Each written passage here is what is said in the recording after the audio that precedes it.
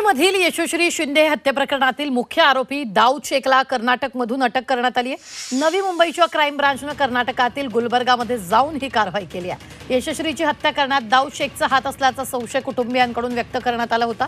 तर गेल्या 3-4 वर्षात यशस्वी आणि दाऊद संपर्कात नव्हते, मात्र दोघांची जुनी ओळख होती। एकत्र शाळेत असल्याने दोघांची मैत्री होती। दोघे भेटल्यानंतर कदाचित दोघांमध्ये वाद होऊन यातून हत्या झाल्याची माहिती पोलिसांनी दिली आहे। तर अटकेनंतर दाऊद शेखला नवी मुंबईत आणलं जाणार आहे। यासोबतच यशस्वीच्या संपर्कात असलेल्या मोहसिनलाही कर्नाटकमधून अटक करण्यात आली आहे। आतापर्यंत या प्रकरणात चौघांना ताब्यात घेण्यात आलेलं आहे। मयत आणि यांच्यात ओळख होती, मैत्री होती आणि मागील 3-4 वर्ष मयत जी आहे ह्या मुलाच्या संपर्कात नव्हती आणि असं वाटतंय की त्याच्यातूनच त्यांनी केलेलं आहे। त्याच्यामध्ये दोघांचा संपर्क झाला आणि दोघांनी एका ठिकाणी ज्या ठिकाणी घटना घडली त्या ठिकाणी जवळपासच भेटायचं ठरवलं। असं किडनॅपिंग वगैरे नाहीये, ते दोघं एकमेकाला ओळखत होते आणि त्यातूनच पुढे ही घटना घडलेली आहे। वाद झाला असावा असं आम्हाला वाटतं, नंतर ही घटना घडलेली आहे।